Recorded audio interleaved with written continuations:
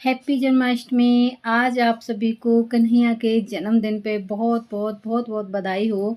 और आज लड्डू गोपाल जी आने वाले हैं, कन्हैया जी का जन्मदिन है तो बहुत ही अच्छा लग रहा है। तो आनंद और उत्साह के साथ अच्छे से मनाइए त्योहार को और कन्हैया जी के जन्मदिन को। तो आप सभी का स्वागत करती हूँ मैं अपने चैनल पर कनक उड़न ब्लॉग में। आप सब कैसे हैं? और हम सब तो ठीक हैं और अपने लड्डू गोपाल जी के आने की तैयारी में लगी हुई हूँ। तो कई दिन से लग रही थी, छोटी छोटी सी करी थी मैंने, ज़्यादा तैयारी तो नहीं की पर हाँ थोड़ी बहुत की है मैंने भी। कोशिश कर रही हूँ कि अपने लड्डू गोपाल जी का अच्छे से स्वागत करूँ। तो आप सब भी मेरे से भी अच्छे से कर रहे होंगे अपने कन्हैया का स्वागत।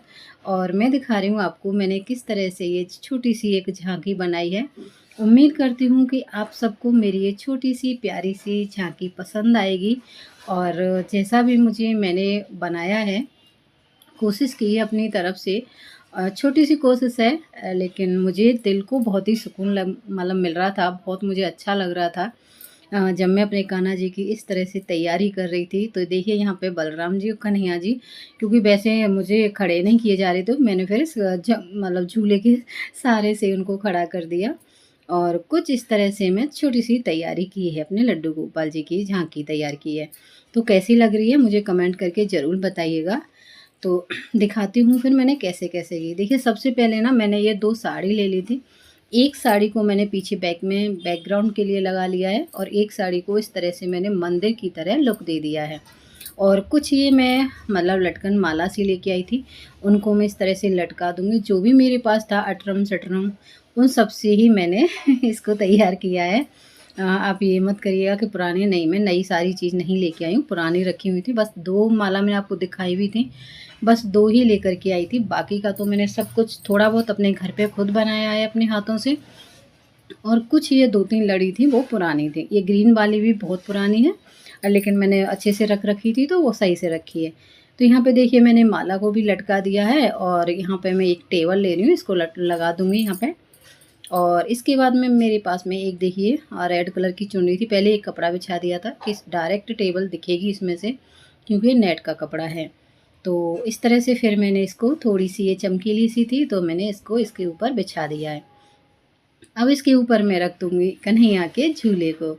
और झूला आप सबने देखा है काफ़ी बड़ा है। ये 8 नंबर 9 नंबर तक के लड्डू गोपाल जी आराम से इसमें झूल सकते हैं। अगर इसी नाप से आप बनाओगे तो इसकी वीडियो मेरे चैनल पर पड़ी हुई है, आप देख सकते हैं।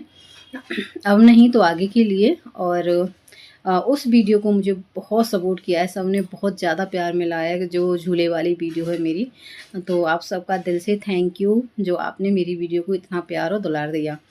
और तो देखिए एक ये मैंने मीशो से चाँद सा मंगाया था, उसको भी मैं इस तरह से लगा दूँगी।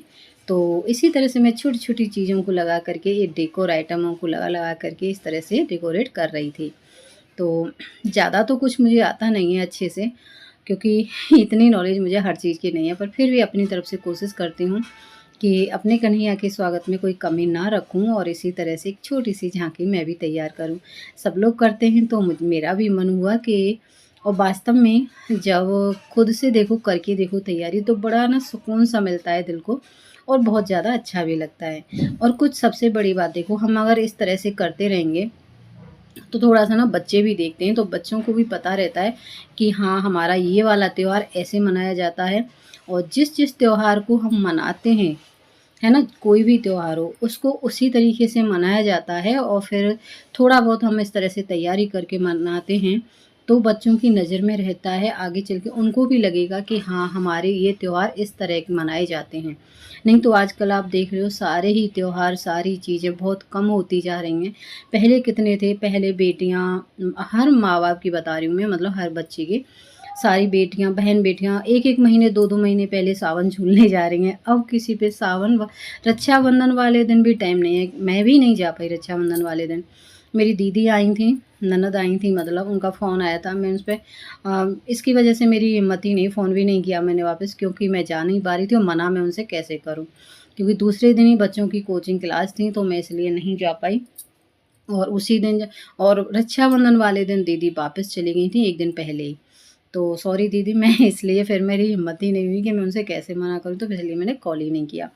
तो यहाँ पे देखिए मैं छोटी-छोटी तैयारी कर रही हूँ। और बस यहाँ पे मेरे अपने लड्डू जो मैंने एक छोटा-सा घर बनाया था, एक ये मतलब जमुना जी में जसोदा जी नहीं, वो वासुदेव जी लेके जा रहे थे कन्हैया जी को, वो दर्शाया था।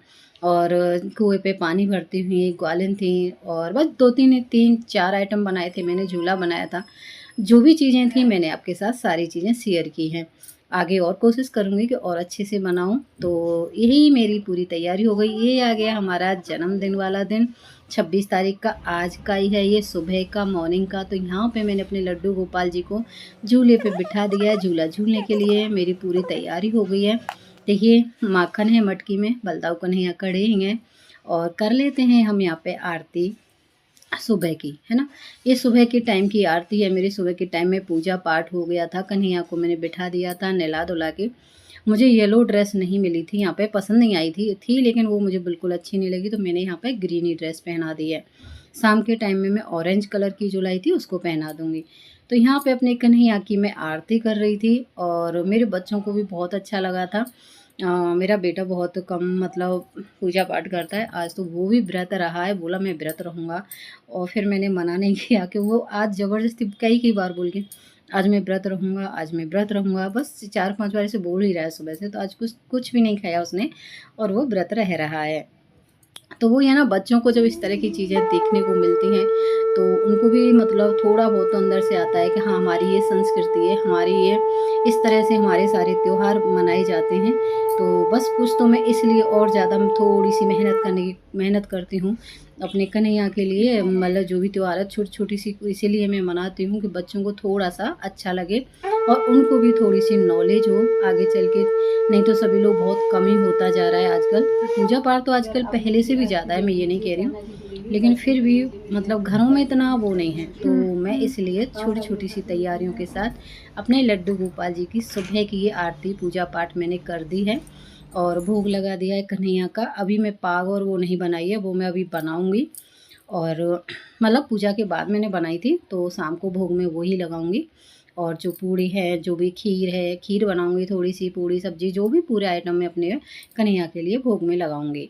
और यहाँ पे देखिए ये मैंने पूरे मतलब थोड़ी-सी मैं वो लेके आई थी, क्या बोलते हैं उनको, टॉफ़ी ले आई थी, और कई तरह की मिठाई ले आई थी मिक्स करके। और फ्रूट है वही अपने कन्हैया को माखन का, मिश्री का, फ्रूट का, इनसे ही मैंने सुबह का भोग लगा दिया। तो इसी तरह से जो भी आपका दिल को मानता है, आपके दिल को सुकून मिलता है, उसी चीज़ को करना चाहिए। मैं ये नहीं कह रही हमें इतनी सारी मिठाई से ही भोग लगाएँ, इतने सारे फ्रूट से ही भोग लगाएँ, नहीं जी। वो सिर्फ़ भाव के भूखे हैं। ये तो सिर्फ़ हम लोगों का, पर ये है कि जो खुद को खुशी मिल रही है तो अच्छी बात है ना? तो आप जितना आप पे हो सके उतना, बस इतना है कि हाँ, पूजा पाठ अच्छे से कीजिए, चाहे एक भले ही चौकी पे बिठा लो, किसी पट्टे पे बिठा लो, उनकी तो वो है। तो भाव के भूखे हैं भगवान, भगत के बस में है भगवान, है ना। तो मेरी यहाँ पे सुबह का पूजा पाठ हो गया है, शाम की जैसे भी मैं करूँगी वो आपके साथ ज़रूर शेयर करूँगी। और मैंने पाक कैसे बनाई थी वो भी मैं आपके साथ शेयर करूँगी, और क्या क्या मैंने भोग में बनाया था वो भी आपके साथ ज़रूर शेयर करूँगी। तो आप सभी को मेरी ये आज की वीडियो कैसी लगी है मुझे कमेंट करके ज़रूर बताइएगा, और मेरे लड्डू गोपाल जी के दर्शन कीजिए, मुझे बताइए मेरे कन्हैया कैसे लग रहे हैं तैयार होके। मुझे तो बहुत ही प्यारे लग रहे थे, ऐसा लगता है कि बस वो मुस्कुरा रहे हैं और मैं उन्हें देखती रहूं। इतना अच्छा लगता है कि मैं बता नहीं सकती आपको, आँखों से आंसू अपने आप ही आ जाते हैं जब आप उनके सामने बैठते हो तो। और ये हकीकत बात है, मैं अपनी नहीं बता रही हूँ, सभी लोगों की है।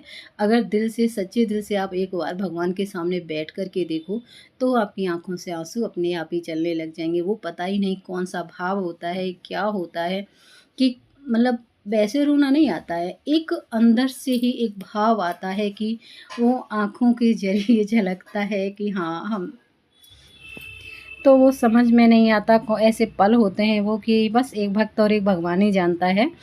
तो इसी के साथ मैं आज की वीडियो को एंड करती हूँ, मिलती हूँ एक और वीडियो में, तब तक के लिए bye bye friends, Radhe Radhe, जय श्री कृष्णा, और हाथी घोड़ा पाल की जय, कन्हैया लाल की। और अच्छे से उत्सव मनाइए, कन्हैया का जन्मदिन मनाइए।